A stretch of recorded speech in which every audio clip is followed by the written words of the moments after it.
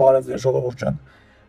Ասացի եթեր մտնեմ, ճիշտ ասած այդքան ժամանակ չունեի, ուղղակի շատ կարևոր իրադարձություններ են հիմա տեղի ունենում աշխարհում ու մեր տարածաշրջանում, դրա համար ասացի մտնեմ, թեկուզ կարճ, բայց խոսամ։ Այսօր խոսալու ենք Իրան, Իսրայել, Ամերիկայի Միացյալ Նահանգներ ու ինչպես զարմանալի է Հայաստան ու Ադրբեջանի մասին նույնպես։ Հիմա կասեք ինչ կապ ունեն Հայաստան ու Ադրբեջանը այս ամենի հետ, Մերձավոր Արևելքի հետ կապված հարցերի հետ մեծ կապ ունեն։ Կանդրադառնամ։ Նայեք, ուրեմն հիմա Ամերիկայի Միացյալ Նահանգները ու Իրանի Իսլամական Հանրապետությունը շատ մոտ են համաձայնագիր կնքեն, խաղաղություն կնքեն ու վերջացնեն պատերազմական գործողությունները, որը որ այսօր երևի մի տարուց ավել տևում է։ Անցած տարի հունիսից եթե հաշվենք էլի, իսկ եթե առհասարակ ակտիվ գործողություններ հաշվենք, մոտ մի 3 ամիս արդեն տևում է, փետրվարի 28-ից սկսած, երբ որ Համենեին սպանեցին։ Հիմա նայեք, տեսեք խնդիրը որն է։ Խնդիրը նրանում է, որ Իսրայելը Բենյամին Նեթանյահուի ամեն գնով այնպես անում, որպեսզի չստացվի այս համաձայնագիրը Ամերիկայի Միացյալ Նահանգների եւ Իրանի միջև։ Քանի որ թե իրանական կողմն է ընդունում, թե հենց իրենք են ընդունում իսրայելական կողմը, որ սա Իսրայելի համար պարտություն է։ Իսկ իրանական կողմը ինչ ընդունում։ Իրանական կողմը ընդունում է այն, որ սա բացարձակ հաղթանակ է։ Հաղթանակ է Ամերիկայի Միացյալ Նահանգների դեմ եւ Իսրայելի դեմ։ Նու հաղթանակ ոչ թե ինչ-որ ցամաքում հողում կամ օդում ջրում, այլ ուղղակի որպես դիվանագիտական հաղթանակ է սա։ Շատ ֆինանսական ակտիվներ պետք է նորից հետ տրամադրեն Իրանին, Ամերիկայի Միացյալ Նահանգները։ Նույնիսկ հենց հիմա Իսրայելը փորձում է հարձակվել Լիբանանի վրա։ Նու ոչ թե փորձում է, նույնիսկ հարվածներ է տեղի ունեցել արդեն։ Բեյրութին են խփել։ Արդեն ամեն օր դա կրկնվում է, երբ որ արդեն Ամերիկայի Միացյալ Նահանգների եւ Իրանը մոտ են համաձայնագրին, պայմանագիր կնքելուն, անդադ Իսրայելը շուտ մտնես հարված է հասցնում Լիբանանին, անվանելով դա ինչ որ Հեզբոլլային է հարվածում, Հեզբոլլայի, չգիտեմ, տերորիստներին։ Իր հերթին Իրանն զգուշացնում է Ամերիկայի Միացյալ Նահանգներին, որ հարվածելու Իսրայելին։ Հարվածելու, քանի նա դեռ չի թարգել այս իր լկտի պահվածքը։ Սա իրոք է լկտի պահվածքը, քանի որ բացահայտ է, չէ, որ երբ մարդիկ ուզում են համաձայնագիր կնքեն, ինչ որ Նեթանյահուն դες որոշում է, որ պետք է հարձակում կատարի Լիբանանի վրա, իմանալով, որ դա այդպես ադրում է Իրանին։ Ու Իրանը չի ուզում թողնել Լիբանանին մենակ այդ հրեշի դեմ։ Ինչևից է։ Թրամփի կողմից առաջարկում է $12 միլիարդ փոխանցի Իրանին, որպեսզի նա չհարվածի Իսրայելին։ Հասկանում եք, աբսուրդ է հասել, որ Թրամփը ուզում է գումար վճարի Իրանին, որպեսզի նա չհարցակվի, նա չհարվածի Իսրայելին։ Բայց Իսրայելը ուզածը հենց դա է։ Նեթանյահուն հենց դա է ուզում, որպեսզի Իրանը հարվածի իրեն, որպեսզի համաձայնագիրը չլինի, քանի որ հասկացեք, ստե ինչ որ Իսրայել պետության հարց չի գնում, որ Իսրայել պետությունը այտենց վտանգի եզրին է ու եթե Իրանին չհարվածեցին կամ Իրանի հետ Ամերիկայի Միացյալ Նահանգները համաձայնագիր կնքեցին, ուրեմն վերջ, Իսրայելի դա վերջն է։ Ոչ, դա Նեթանյահուի վերջն է։ Նեթանյահուն նույն Պուտինի պես ինչ որ անձնավորություն է, որը որ պատերազմները սիրում ստեղծի, չգիտեմ, ինչ որ գենոցիդ է անում տեղի բնակչությանը, որ համարում է ոչ իրենը, ոչ հրյա, որի շնորհիվ նա մնում է, որպես վարչապետ մնում է, դա վերընտրվում է, վախացնում է, շանտաժի է ենթարկում, ես չլինեմ ծանոթ բանը, չէ։ Ես չլինեմ Իրանը կհարձակվի, կվերացնի։ Դա համար խնդրում նման է, էլի մի խոսքով լավ։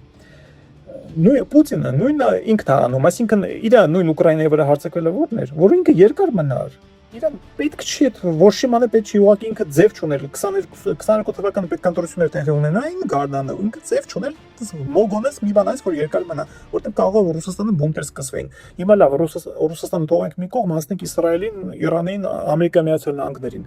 սա բարձրացենք հիմա չգիտենք ինչ տեղի կունենա կարող է գիշերը էլի մի բան տեղի ունենա Իսրայելը Սադրի Իրանը հարվածի Ամերիկան նորից էլի չգիտեմ իր B2-ները բերի ու սկսի հարվածի ռամբակոծի Իրանին, տեսնենք ոնց կստացվի։ Համենայն դեպս ինչ կա, այն կա, դա արդեն ասացինք։ Հիմա ինչը վերաբերում է Հայաստան-Ադրբեջանին։ Տեսեք, այս համաձայնագիրը շատ կարևոր է Հայաստանի համար էլ, Ադրբեջանի համար էլ, ու ավելի շատ Հայաստանի համար է կարևոր։ Ադրբեջանի համար ինքը ավելի շատ վտանգներ է ներկայացնում։ Համաձայնագիրը եթե տեղի ունեցավ, դա գիտեք ոնց է, մենակ Ամերիկայի Միացյալ Նահանգների ու Իրանի միջև չի լինելու, դա նույնպես լինելու է Իսրայելի հետ կապված, որովհետև Ամերիկայի Միացյալ Նահանգների տարածաշրջանում ում են ներկայացնում, Իսրայելին, չէ՞։ Նույնն էլ Իսրայելն է Ամերիկայի Միացյալ Նահանգներին է ներկայացնում Մերձավոր Արևելքում։ Հիմի հասկանում եք, եթե այս ամենը տեղի ունեցավ, համաձայնագիր տեղի ունեցավ, Իրան-Իսրայել փոխհարաբերությունները բավականին փափկելու են, ինչ առումով, как минимум պատերազմական վիճակ չի լինելու, չեն հարաբացելու, չեն ռմբակոծելու իրենց։ Իսկ եթե համաձայնագիրը իրոքից աշխատեց եւ այդ երկու պետությունների միջև որովիցե ինչ որ տենց արտարոց դեպքեր տեղի չունենան, բնականաբար դա ձեռնտու չի Ադրբեջանին, որովհետեւ գիտեք ոնց հիմի Ադրբեջանը ոնց է զենք ստանում, ինչի համար է զենք ստանում, կամ ինչու է առհասարակ Իսրայելը իրեն զենք վաճառում կամ այդքան զինում, ում դեմ, Հայաստանի դեմ է զինում, Հայաստանը հիմի իր դեմ կռիվ չանելու, բոլորն է գիտեն, որ Հայաստանը չի պատրաստվում որովիցե իր հարևանի հետ կռիվ անելու, պատերազմ անելու։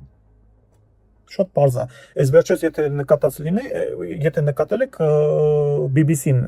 չէ, կներեք CNN-ը ամերիկյան մի ցուցադրեց, հենց իրենց այդ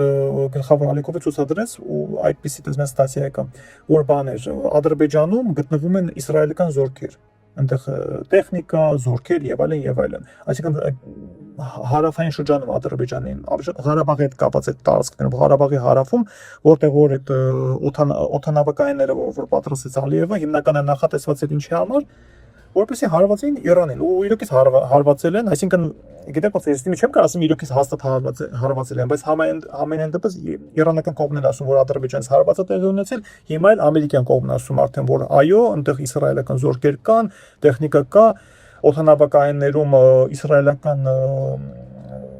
ինքնաթիռներն են իրենց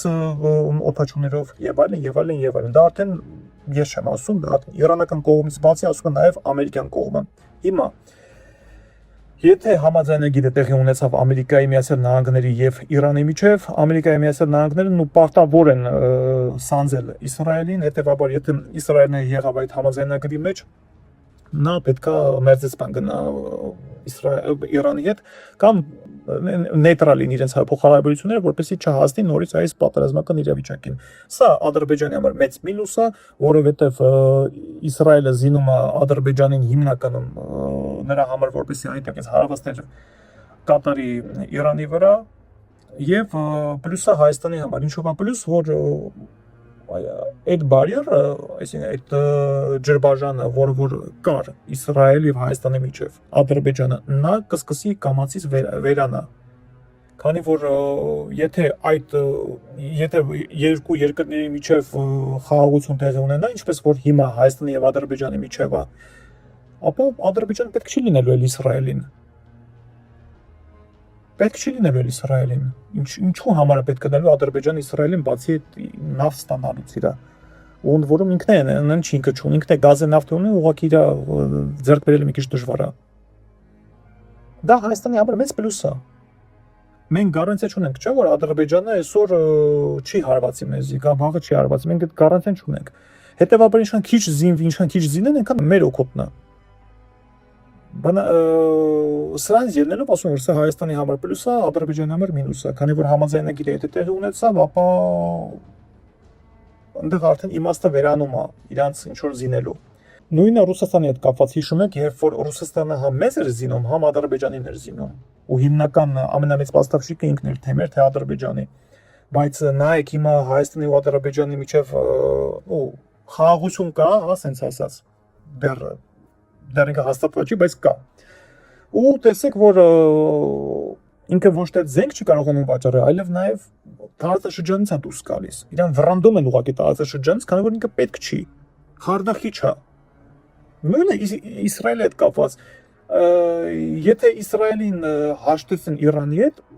Ադրբեջանի ֆակտորներն է վերանալու։ Այսինքն պետք չի նելու էլի Ադրբեջան զինել։ Դա Հայաստանի համար շատ մեծ պլյուս է։ Ամեն դեպքում հիմա սպասենք տենանք ինչ է տեղի ունենում, հիմնականում գիշերն է տեղի ունենում, մինչև առավոտ 3-4 այդ նորությունները տենց ոնց որ գալիս է էլի, Ամերիկայի Միացյալ Նահանգներում այդ ժամանակը ոնց որ ցերեկ բոլոր նորությունները ժամանակը տեղի ունենում էլի, ինչ որ ասում են այդ ժամանակը նոր արդեն հասնում է մեզ։ Տենանք ինչ է ոնց է։ դրանից հետո կխոսանք արդեն։ Սպասենք տնենք գիշերը ինչ է տեղի ունենում։ Ինչպես ասում են, գիշերը թեժ է լինելու։ Լավ մնացեք։